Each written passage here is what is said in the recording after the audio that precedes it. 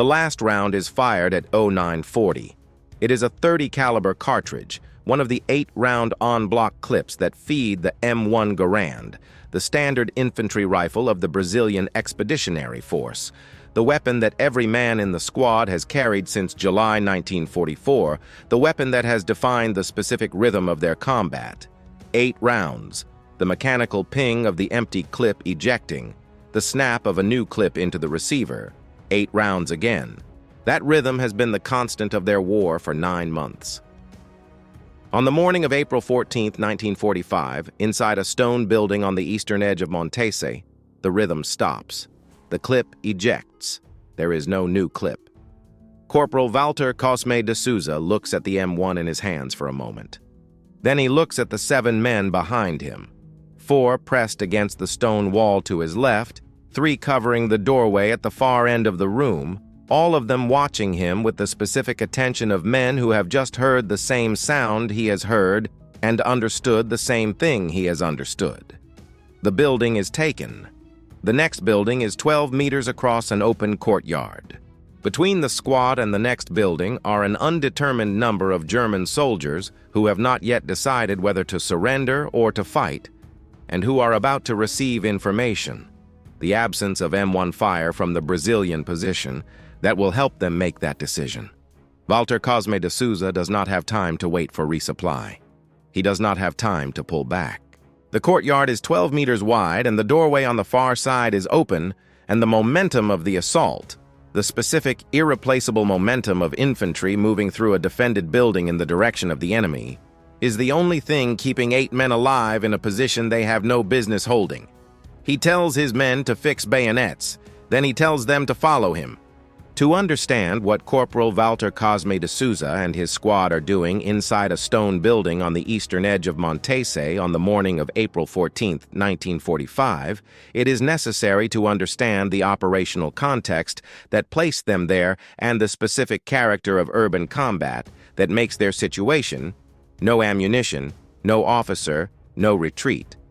Not an aberration, but a predictable consequence of the kind of fighting Montese has produced since the assault began at 0600 hours. Montese is a small hill town in the northern Apennines, approximately 40 kilometers southwest of Bologna, built on a ridge at approximately 700 meters elevation. Its stone construction absorbs small arms fire with a thoroughness that modern military architecture cannot replicate, and its street layout of narrow lanes and interior courtyards compresses attacking forces into predictable channels and negates the firepower advantages that would favor a modern army in open terrain. What makes Montese strategically significant in April 1945 is its position in the FEB's sector of Operation Grapeshot, the Allied spring offensive that began on April 9th. Montese sits on the high ground controlling the road network the FEB's advance requires to sustain momentum into the Po Valley. It has been fortified by elements of the German 148th Infantry Division with the thoroughness of a unit that has had weeks to prepare its defense. Firing ports cut in exterior walls, interior passages blocked with rubble, trip flares and booby traps in doorways and stairways. The German defensive plan is not designed to hold the town indefinitely. It is designed to make taking it as expensive as possible. The FEB's assault on Montese is assigned to the 11th Infantry Regiment.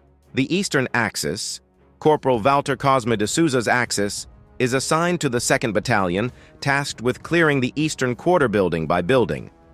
The battalion's planning has anticipated this will take 4 to 6 hours. It will take 14. The Eastern Quarter presents 2 problems that American close combat doctrine does not fully address. First, ammunition consumption. Urban combat at close range consumes ammunition at rates open terrain combat does not produce. The resupply system that works for mountain warfare does not work when forward elements move faster than supply carriers can follow, when the route to the firing position passes through terrain that is itself under fire. Second, officer density. Within the first 2 hours of fighting, command coherence dissolves. Officers become casualties. Radio communications degrade inside stone buildings. By 08:00 hours, the leading elements of the 2nd Battalion's assault are small groups of men moving on the initiative of whoever happens to be senior. In the squad that reaches the building on the eastern edge at approximately 09:30 hours, the senior man present is a corporal. His name is Walter Cosme de Souza.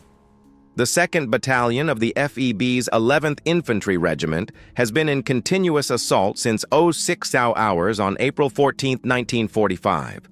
In 3.5 hours, it has advanced approximately 340 meters, building by building, room by room, at a casualty rate the battalion has not sustained since Monte Castello in February. The advance has not been linear.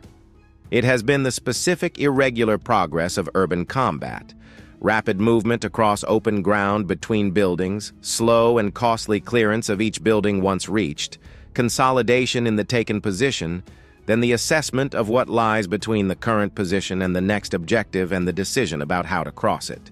The battalion's commanding officer is Major Osvaldo Gomez Pereira, a 33-year-old infantry officer from Rio Grande do Sul, who has commanded the unit since November 1944, and who has adapted to the specific demands of urban combat with the same pragmatic flexibility that the FEB's officers have demonstrated throughout the Italian campaign. Pereira is not a man who trained for this. No Brazilian officer trained for urban combat at the level of intensity that Montese is producing, because the FEB's training program was designed for the mountain warfare that has characterized the division's operations since its arrival in Italy. He is learning Montese the way the battalion is learning it, by doing it, at cost, in real time. By 08:30 hours, Pereira has lost 2 of his 3 platoon leaders, one killed by a German sniper firing from a 3rd-floor window as his platoon crossed a courtyard, one wounded by a grenade booby trap on a stairway inside a cleared building. The 3rd platoon leader, 2nd Lieutenant Murilo Caixeta, is still functioning but has been separated from 2 of his 3 squads by the pace and the chaos of the advance, and is operating with a single squad in the southern portion of the battalion's axis rather than commanding the platoon as a coherent unit. This is not unusual in the fighting of April 14th. It is the specific command degradation that urban combat produces. The way that buildings and walls and the 3-dimensional complexity of a defended town disaggregate the command structure that functions adequately in open terrain. Pereira is managing it by radio, by runner, and by the specific trust that a battalion commander places in his NCOs when the officers are gone. The understanding that the sergeants and corporals leading the forward elements are making sound decisions, that those decisions are consistent with the battalion's mission, and that the mission is being accomplished even if no officer can directly observe it. The squad Walter Cosme de Souza is leading has been reduced by the morning's fighting from 12 men to 8. 6 carry M1 Garands. 1 carries a Browning automatic rifle. The Bar, a 9.1 kilogram weapon firing 30 caliber from a 20-round magazine at approximately 550 rounds per minute. 1 carries a Thompson submachine gun, 45 caliber, 30-round box magazine. The ammunition carriers assigned to the eastern axis have been unable to reach the forward elements since approximately 08:15 hours, when German fire in the courtyard between the supply point and the forward squads made the crossing impossible. 2 carriers were wounded attempting it at 08:30 hours.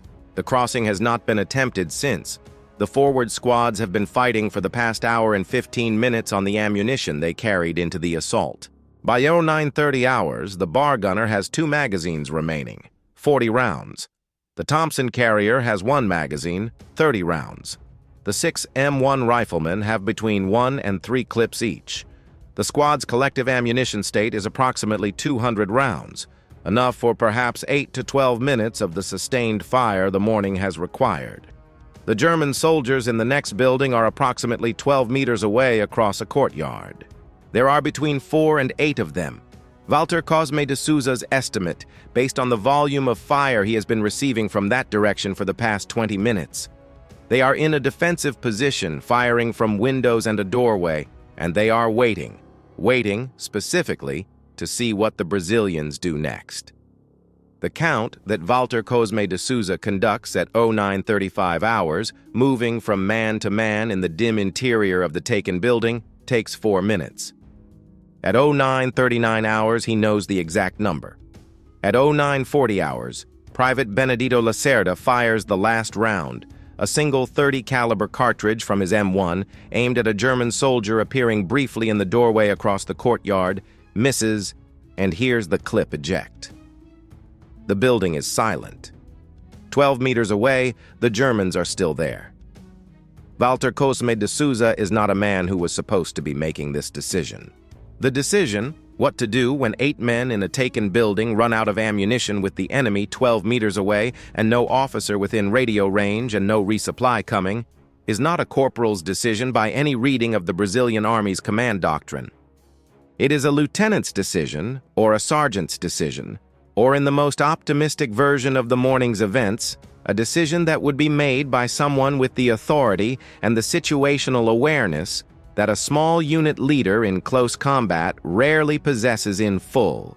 Walter Cosme de Souza has the rank of corporal, 2 chevrons, the minimum leadership grade in the FEB's enlisted hierarchy, the rank that places a man in charge of a squad when no one more senior is present, which is to say the rank that places a man in charge of a squad in exactly the situation that has developed on the eastern edge of Montese on the morning of April 14th. He is 24 years old, born in the municipality of Além Paraíba in the Zona da Mata region of Minas Gerais, a small city on the Paraíba do Sul River, the son of a factory worker, educated through the primary level. He was conscripted in 1943, assigned to the 11th Infantry Regiment, and has been in Italy since July 1944. He holds the rank of corporal not by formal selection, but by the specific informal promotion that combat produces, the recognition by the men around him and by the NCOs above him that he is the man who stays calm when the situation degrades and who makes the right call when the right call is not obvious. His service record contains no formal commendations, no disciplinary actions. He is, by the record, an average soldier. The record does not capture what the men who served with him will later describe in post-war interviews. The specific quality of presence that makes 7 men look at him when the last clip ejects and wait for what he will say. Private Raimundo Nonato Alves, who carried the bar on April 14th and gave the most detailed account in a 1974 interview, describes it as follows. He was not loud. He was not the kind of man who gave speeches or made you feel that everything was going to be all right when it was not going to be all right. What he did was look at the situation and tell you what it was. Exactly what it was. And then tell you what needed to be done about it. And the thing about Walter was that when he told you what the situation was, it was always what the situation actually was, not worse and not better. After a while, you stopped second-guessing him, not because he told you to, because he was right. This quality, the accurate assessment and the accurate prescription, delivered without amplification in either direction, is what Walter Cosme de Souza brings to the Eastern Edge building on the morning of April 14th. It is not a quality his service record reflects. It is not a quality the FEB's training program produced. It is a quality he has arrived at through 24 years of living in a context where the gap between what the situation is and what someone tells you the situation is has practical consequences, where accurate information is more valuable than reassuring information, because accurate information is the only kind you can actually act on. He has used this quality throughout the morning. At 07:15 hours, when the squad entered the first building on the eastern axis and found it occupied by a German rearguard the assault plan had assessed as cleared, he used it. The instant recognition that the situation was not what the plan said, the immediate adjustment to clearing the building from the ground floor up rather than from the entry point across, which saved at least 2 men who would have been in the line of fire from the stairway position the Germans had taken. At 8:08:45 hours, when the squad crossed the courtyard between the 4th and 5th buildings and 2 men wanted to go left because going left looked shorter, he used it. The recognition that going left across the field of fire from a window he had been tracking for 20 minutes, the quiet insistence on going right, the absence of casualties in the crossing that would not have been absent if they had gone left.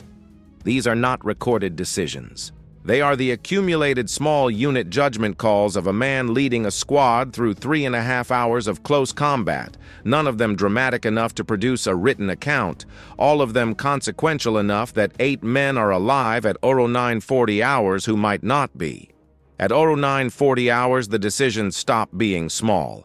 He stands in the dim interior and assesses the situation exactly as it is, not worse, which would produce paralysis, not better, which would produce complacency. Exactly. The position is untenable without ammunition. Retreat across open ground is more dangerous than advance into a position the Germans have not yet reinforced, and the one advantage the squad still has, the Germans do not know the ammunition is gone, will last approximately 30 seconds before the silence communicates it. He reaches down and fixes the bayonet to his M1. He looks at his men and says 4 words that Private Raimundo Nonato Alves will remember with exact precision 50 years later, in an interview conducted by his granddaughter in 1994, because they are the 4 words he has heard in his mind every time a situation has seemed impossible in the decades since. Vambora. Fica atrás de mim. Let's go. Stay behind me. To understand why crossing 12 meters of open courtyard with bayonets and knives is not suicidal, but tactically coherent, it is necessary to understand the weapons and the 30-second window. The M1 Garand with a fixed M1905 bayonet is 1.1 meters of rifle plus 40 centimeters of carbon steel blade, a weapon that changes character from firearm to short spear.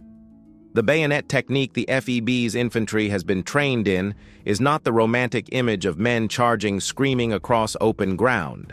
It is a close-quarters technique designed for the specific distances of room-to-room fighting, the thrust, the parry, the butt stroke, the combination of blade and stock devastating at 1 to 3 meters.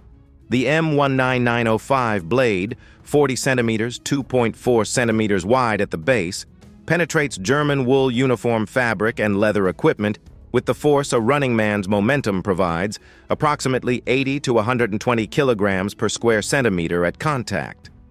It requires forward momentum and the willingness to maintain it, not strength. The faca de combat, the combat knife several men carry in addition to the bayonet, 20 to 25 centimeters of blade, fills the distance between the bayonet's minimum effective range and contact distance, particularly in doorways and stairwells where the M1's length makes it unwieldy.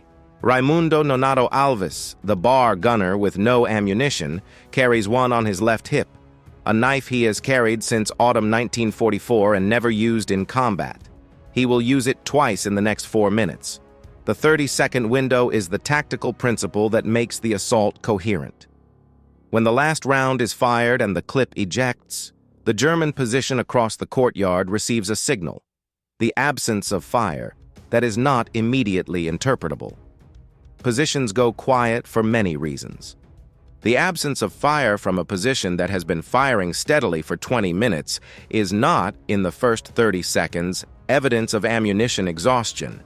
It is evidence that something has changed, and the defender's natural response is heightened attention, his mental processing directed at interpreting the change rather than at preparing a response. An assault launched into that window catches the defender in the worst possible cognitive state, attention focused on interpretation rather than action. After 30 seconds, the silence begins to suggest ammunition exhaustion. After 60 seconds, it confirms it. At 60 seconds, the German position begins transitioning from defensive to offensive. Walter Cosme de Souza launches the assault at approximately 15 seconds after the last round is fired. He has not calculated the 30-second window or the cognitive psychology of the defender's decision cycle. He has read the situation correctly. The window is open. It will not remain open. The only question is whether he moves through it before it closes. He fixes his bayonet. He says 4 words. He moves. Behind him, 7 men fix their bayonets and knives and follow. not because they have calculated the tactical logic, but because Walter Cosme de Souza is moving, and in 9 months they have learned that when he moves, it is time to move. You are watching the story of 8 men with empty rifles and fixed bayonets crossing 12 meters of open courtyard in Montese, Italy, on the morning of April 14, 1945. The last round was fired 30 seconds ago. The Germans across the courtyard do not yet know that. What happens in the next 4 minutes has never been told in English. Subscribe. There are more buildings, more courtyards, more men who moved when the ammunition was gone. Walter Cosme de Souza comes through the doorway at a run. The doorway is approximately 90 centimeters wide enough for 1 man at a time.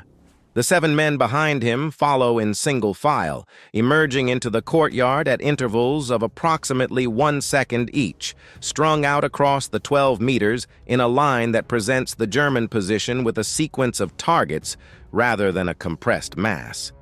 He is across the courtyard in approximately 4 seconds. The German soldier in the doorway of the next building has been oriented toward the Brazilian position for 20 minutes. He has been receiving fire. The fire has stopped. He is processing the absence of fire. He is not, at the moment Walter Cosme de Souza comes through the doorway at a run, in the optimal state for engaging a man at 12 meters. He fires once, he misses. Walter Cosme de Souza goes through the German doorway without slowing. The first room is a ground-floor kitchen, approximately 4 meters by 5 meters, with a stone floor, a single window on the north wall, and a doorway to a stairway on the east wall. There are 2 German soldiers in the room.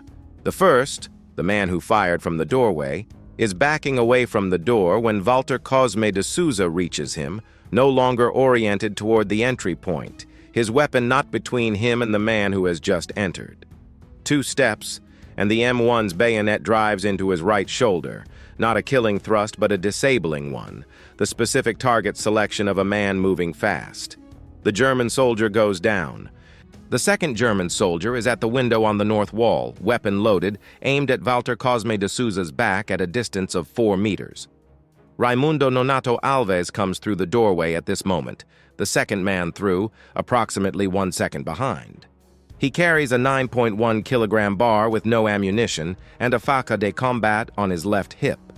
He does not have time to draw the knife and close the distance. What he does, what he will describe in his 1974 interview as the only thing he could think of, is throw the bar. The bar weighs 9.1 kilograms unloaded. Thrown horizontally at a man at 3 meters, it does not need precision.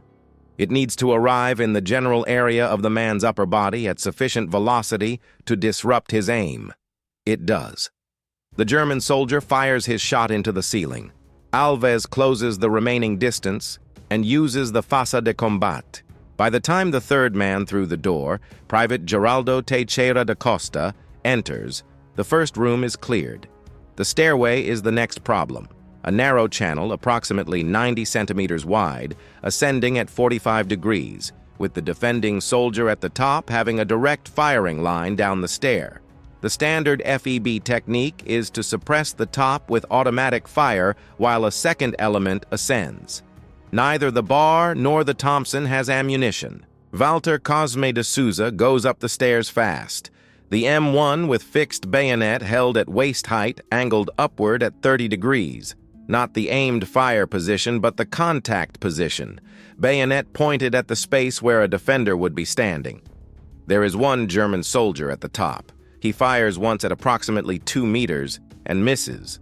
The shot passes between Walter Cosme de Souza's arm and body, close enough that he will find a burn mark on his jacket sleeve when he checks it later. The bayonet makes contact at approximately 1 meter. The German soldier goes down on the landing. The second floor is a single large room with windows on 3 sides. 3 German soldiers, 2 at windows oriented outward, 1 at the center turning toward the stairway.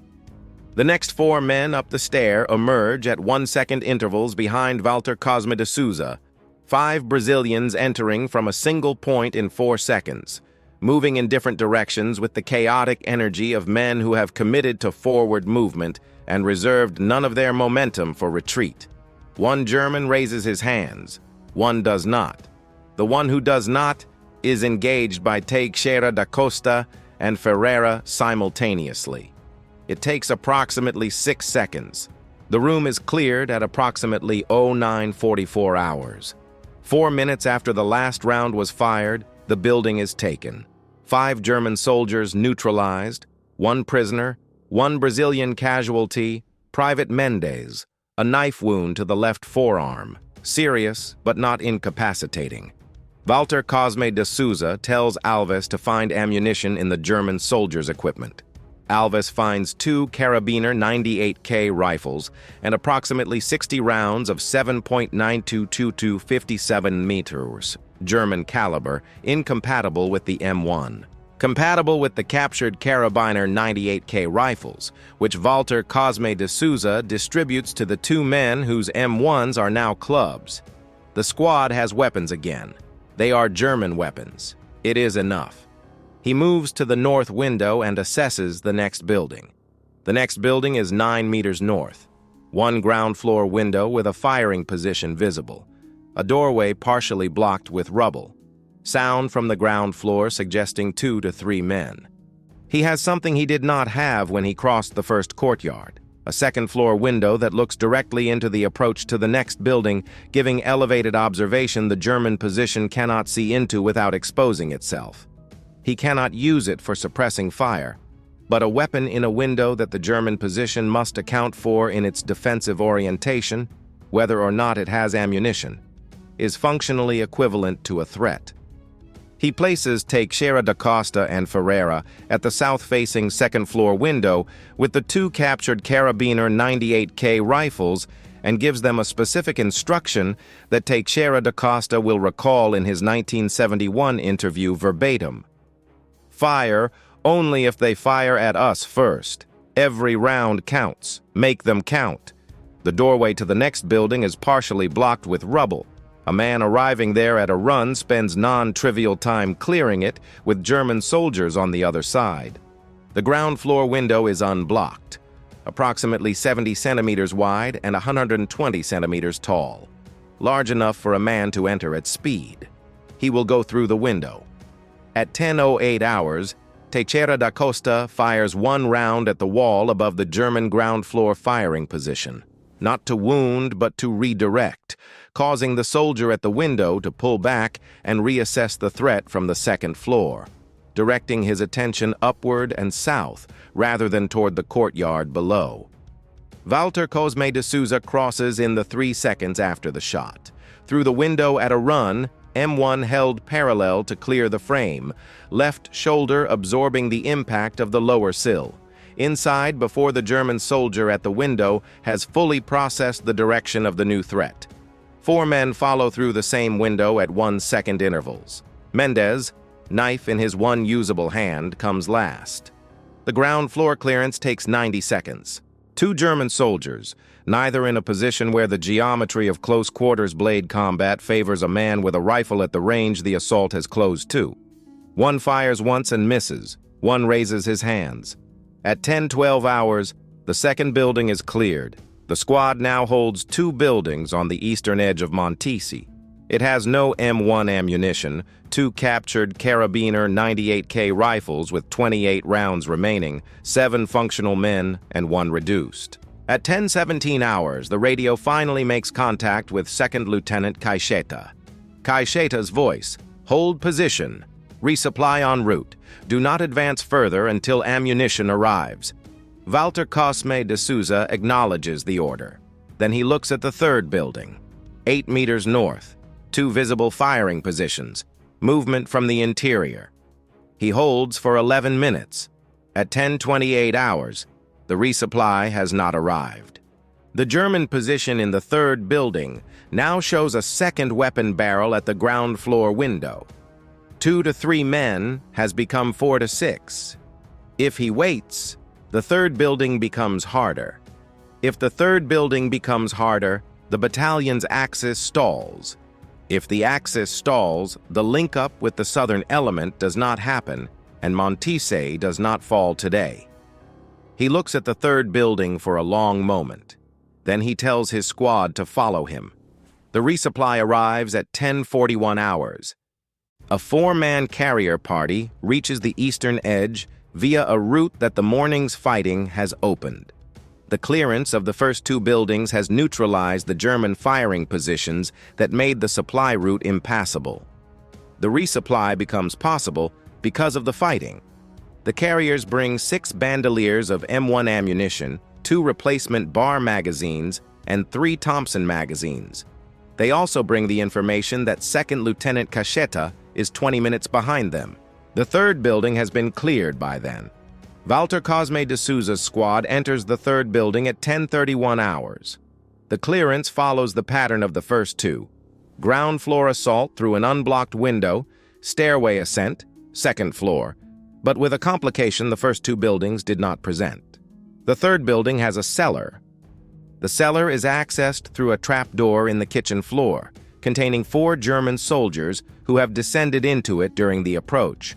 Men who have understood that the ground floor is about to be cleared and chosen a position the standard ground-up clearance technique does not address until the ground floor is already taken.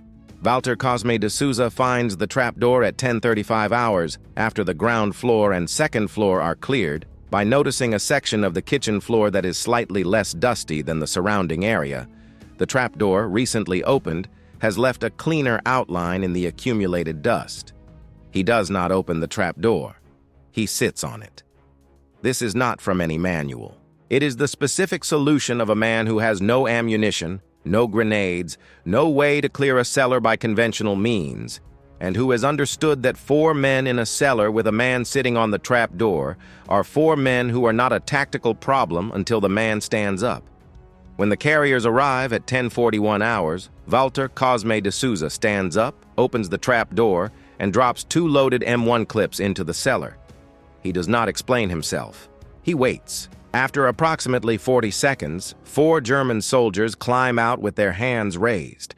The third building is cleared at 10:43 hours. 2nd Lieutenant Cacheta arrives with the rest of the platoon at 11:02 hours. He finds Walter Cosme de Souza's squad in possession of 3 buildings, 6 German prisoners, 2 captured Carabiner 98K rifles, and 1 wounded man. Cacheta asks how many rounds the squad fired to clear 3 buildings. Walter Cosme de Souza thinks for a moment. Then he says, after 09:40, none. Cacheta writes something in his notebook. Then he moves the platoon forward. By 16 hours, the 2nd Battalion has cleared the eastern quarter of Montese and linked up with the southern element. Montese falls to the FEB at 18:30 hours. 14 hours after the assault began, 4 hours later than planned, at a cost that makes April 14th the bloodiest single day of the Brazilian Expeditionary Forces Italian campaign. The eastern axis, Walter Cosme de Souza's axis, links up on time. Walter Cosme de Souza returns to Brazil in the summer of 1945. He disembarks at Rio de Janeiro with the rest of the 11th Infantry Regiment, walks through the crowds on Avenida Rio Branco, and returns to Além Paraíba by the rail line that connects the Paraíba do Sul Valley to the coast. He resumes factory work within weeks, the same textile industry that employed his father in the same city. He does not seek promotion with any particular urgency. He is, by every account available, a man who has come home and is content to be home in the specific way of men who have been somewhere that makes home sufficient. He does not speak publicly about Montese. The reasons are the same general reasons that silence most FEB veterans in the years after 1945, the political displacement of the Vargas government in October 1945, the institutional indifference of the military establishment that sent the FEB to Italy and then declined to systematically preserve or analyze what it learned there, the absence of the veterans' organizations and memorial culture that sustain military memory in the United States and Britain. But for Walter Cosme de Souza, there is an additional layer that the men who served with him will describe in consistent terms across 3 decades of interviews. He does not speak about it because he does not think of it as remarkable. He thinks of it as what needed to be done, and what needed to be done does not require a story. This is Raimundo Nonato Alves's account, given in 1974. After we came back, I saw Walter twice, once in 1948 in Rio, once in 1962 in Além Paraíba. Both times I tried to talk about April 14th. Both times he changed the subject, not because it was painful, because he genuinely did not understand why I wanted to talk about it. He said, "We did what we had to do." I said, "Walter, we crossed a courtyard with no ammunition." He said, "Yes, what else were we going to do?" That was his answer. What else were we going to do? This quality, the absence of a frame in which the action of April 14th registers as extraordinary rather than simply necessary, is not false modesty. It is the specific, cognitive signature of a man who assesses situations accurately and acts on the assessment without the retrospective amplification that distance and safety produce in men who are looking back at something they survived. Walter Cosme de Souza crossed the courtyard because the courtyard needed to be crossed. He sat on the trapdoor because the trapdoor needed to be sat on. That these were also, by any external measure, acts of exceptional courage in circumstances most soldiers never encounter, is a judgment that requires a frame of reference he does not appear to have applied to his own experience. Second Lieutenant Caixeta's after-action report, filed on April 17, 1945, names Walter Cosme de Souza as the squad leader, describes the ammunition situation at 0940 hours, and describes the subsequent clearance of 3 buildings without M1 ammunition. It recommends him for a commendation. The commendation is approved at the battalion level. It notes distinguished conduct in the assault on Montese, April 14, 1945. It does not specify the courtyard, it does not specify the bayonets, it does not specify the trapdoor, it does not specify the 4 words, Vambora, Fica, atrás de mim, that 7 men followed across 12 meters of open cobblestone with empty rifles. Distinguished conduct, 2 words for 4 minutes of courtyard and 42 minutes of buildings, and a trapdoor solution that is not in any manual, because the kind of man who would sit on a trapdoor to solve a tactical problem is not the kind of man whose solutions get written into manuals. The oral history interviews that preserve the most complete account of April 14th from below officer rank are conducted between 1971 and 1994 by 3 separate Brazilian Army historians working on different aspects of the FEB's Italian campaign. Raimundo Nonato Alves is interviewed in 1974. Geraldo Teixeira da Costa is interviewed in 1971. José Marcolino Ferreira is interviewed in 1988. The interviews are preserved in the Brazilian Army's Historical Archive in Rio de Janeiro in separate folders, under separate catalog numbers, in a classification system that does not cross-reference them. A researcher reading one interview would not know the others exist without conducting a broader archival search that the catalogs organization does not encourage.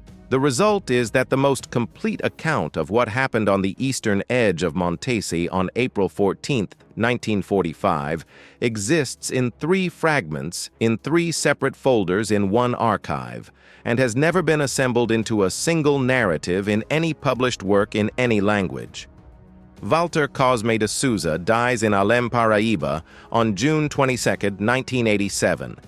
He is 66 years old. His obituary notes his name, his age, his survivors, and his years of service with the textile factory. It does not mention Italy. It does not mention Montese. It does not mention the morning of April 14, 1945, when he looked at 7 men with empty rifles and said 4 words that moved them through a courtyard and through 2 more buildings before the ammunition arrived. The eastern edge of Montese still exists. The buildings are still there, stone construction, some restored, some unchanged. The courtyard between the first and second buildings is still approximately 12 meters across. The cobblestones are the same cobblestones. In spring, when the light comes at the angle that April light comes in the northern Apennines, the courtyard looks unremarkable. 12 meters of stone between 2 old buildings in a small Italian hill town. Unless you know what crossed it, and how and on what ammunition, There is a specific kind of courage that does not know it is courage. It is not the courage that is performed. The raised voice, the visible resolve, the act shaped by the knowledge that it will be observed and remembered. It is not the courage that is calculated, the assessment of risk against outcome, the deliberate choice to proceed despite the danger. Those kinds of courage are real. They are documented. They have a literature and a vocabulary and a system of formal recognition designed to identify and preserve them. The courage of April 14, 1945, on the eastern edge of Montese is a different kind. It is the courage of a man who looked at a courtyard and saw not a heroic act waiting to be performed, but a tactical problem waiting to be solved, whose framing of the situation was so completely practical, so entirely focused on what needed to happen next, rather than on what it meant to make it happen, that the extraordinary character of the action was not available to him as a frame of reference in the moment he took it. Vambora. Fica atrás de mim. Let's go. Stay behind me. 4 words. No speech. No explanation of why. No acknowledgement of what crossing a courtyard with an empty rifle and a fixed bayonet toward a defended position actually is. Just the assessment. The courtyard needs to be crossed. The window is open. The moment is now. And the movement, and the 4 words to bring the men behind him into the movement before the window closes. 7 men followed those 4 words across 12 meters of open cobblestone with empty rifles and fixed bayonets and knives because Walter Cosme de Souza had spent 9 months being right about what needed to be done. And on the morning of April 14, 1945, they trusted that he was right again. He was. 3 buildings cleared, 6 prisoners taken, 1 man wounded, the eastern axis linked up on time. Montese fell, and Walter Cosme de Souza went home to Além Paraíba and went back to work in the textile factory, and never once, in the 42 years he lived after the war, appears to have considered the possibility that what he did on the eastern edge of Montese was something worth telling anyone about. We are telling it now. Subscribe. Share it with someone who has never heard of the FEB, never heard of Montese, never heard the name Walter Cosme de Souza. Leave a comment. Say his name. There are more courtyards in the archive, more empty rifles, more men who said let's go and meant it. We will find them.